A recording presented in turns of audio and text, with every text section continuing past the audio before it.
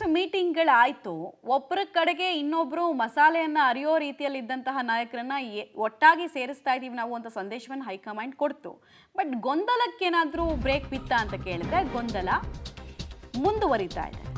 ಬೂದಿ ಮುಚ್ಚಿದ ಕೆಂಡದಂತಿದೆ ಇಬ್ಬರ ನಡುವಿನ ಕುರ್ಚಿ ಕದನ. ಮೇಲ್ನೋಟಕ್ಕೆ ಆಲ್ ಈಸ್ ವೆಲ್, ನಾವು ಬ್ರದರ್ಸ್ ಅಂತ ಹೇಳಿದ್ರು ಕೂಡ ಒಳಗೊಳಗೆ ಸ್ಟ್ರಾಟಜಿಗಳು ನಡೀತಾ ಇದೆ.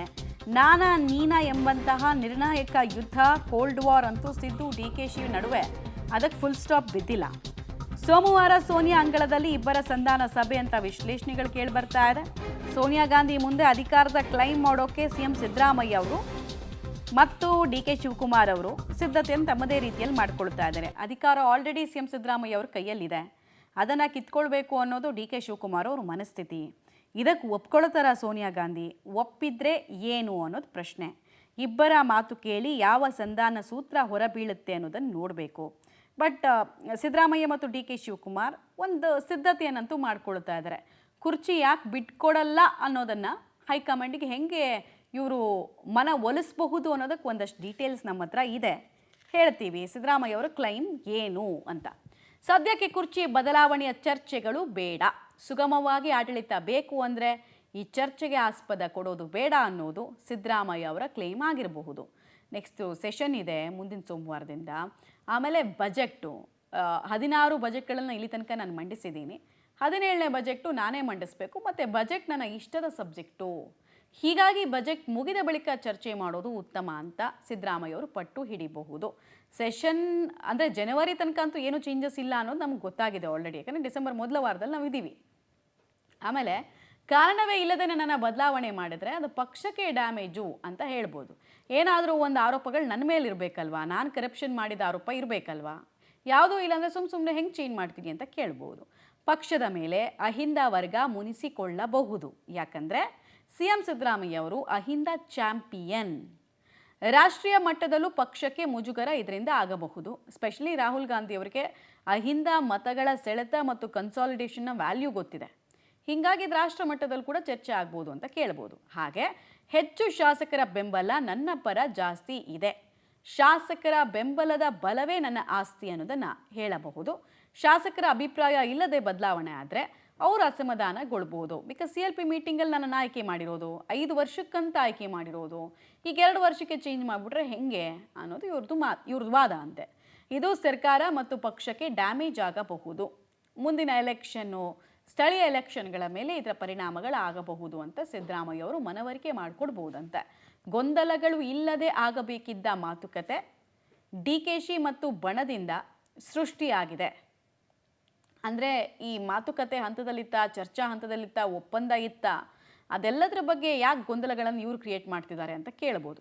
ಇಷ್ಟು ಗಲಾಟೆ ಮಾಡುವಂತಹ ಅವಶ್ಯಕತೆ ಇತ್ತ? ಶಕ್ತಿ ಪ್ರದರ್ಶನದ ಮಟ್ಟಕ್ಕೆ ಹೋಗುವಂತಹ ಅವಶ್ಯಕತೆ ಇತ್ತ?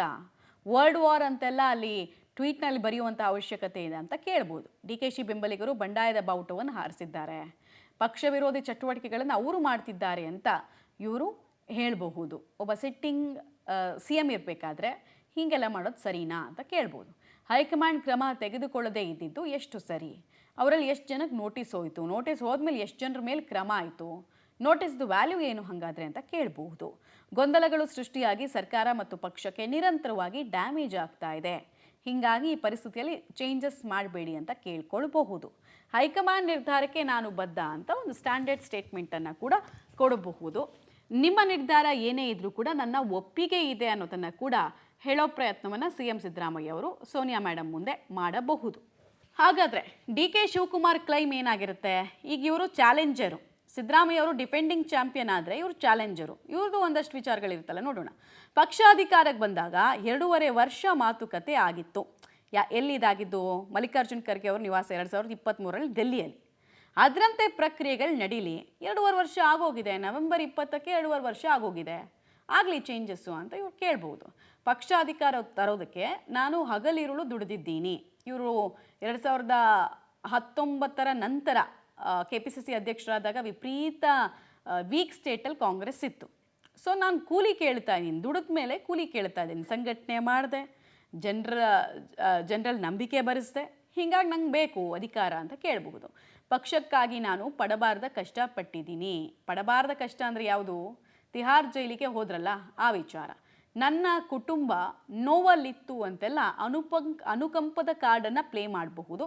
ಅಧಿಕಾರದ ಆಮಿಷ ಬಂದರೂ ನಾನು ಪಕ್ಷನಿಷ್ಠೆ ಮರ್ತಿಲ್ಲ. ಅಂದರೆ BJPಯಿಂದ ಒಂದು ಆಫರ್ ಬಂತು ಅವತ್ತು, DCM ಆಗಿ ಇಲ್ಲಿಗೆ ಬಂದು ನೀವು ಬಿಡಿ ಪಕ್ಷನ ಅಂತ ಆಫರ್ ಬಂತು, ನಾನು ಅದನ್ನು ತ್ಯಜಿಸಿದೆ. I am a Congress loyal man ಅಂತ ಹೇಳಬಹುದು. ಪಕ್ಷಕ್ಕಾಗಿ ಎಲ್ಲವನ್ನ ತ್ಯಾಗ ಮಾಡಿದ್ದೀನಿ ಅಂತ ಮತ್ತೆ ಸಿಂಪತಿ ಕಾರ್ಡನ್ನು ಪ್ಲೇ ಮಾಡೋ ಸಾಧ್ಯತೆ ಇದೆ. ನಾನು CM ಆಗ್ತೀನಿ ಅಂತ ಒಕ್ಕಲಿಗ ಸಮುದಾಯ ಮತ ಹಾಕಿದೆ. ಅದೇ JDSನಿಂದ 5% ಓಟ್ ಇಲ್ಲಿಗೆ ಬಂತಲ್ಲ, ಅದನ್ನು ಅವರು ನೆನಪಿಸ್ತಾ ಇರೋದು. ಅಧಿಕಾರ ಕೊಡದೆ ಹೋದರೆ ಸಮುದಾಯ ಕೋಪಗೊಳ್ಳಬಹುದು. ಈಗಾಗಲೇ ಪ್ರತಿಭಟನೆ ಅಖಾಡಕ್ಕೆ ಧುಮುಕುವ ಸುಳಿವನ್ನು ಸಂಘಟನೆಗಳು ಕೊಟ್ಟಿದೆ. 2028ರ ಚುನಾವಣೆಯ ದೃಷ್ಟಿ, ಪಕ್ಷದ ಭವಿಷ್ಯದ ಬಗ್ಗೆ ನೀವು ಚಿಂತೆಯನ್ನು ಮಾಡಿ.